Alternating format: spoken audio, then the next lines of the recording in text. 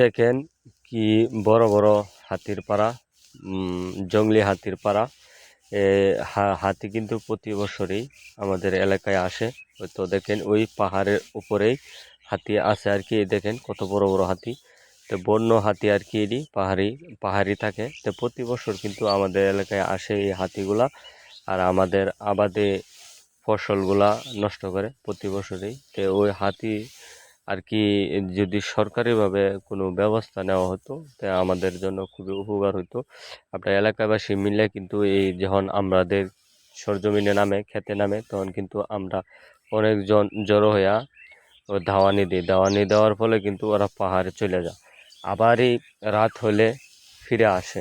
আর আমরা এলাকায় আছি তারা খুবই কষ্টের ভিতরে আছি ওই হাতির জন্য। হাতি কিন্তু আমাদের ফসল খায়া ফেলা প্রতি বছরই।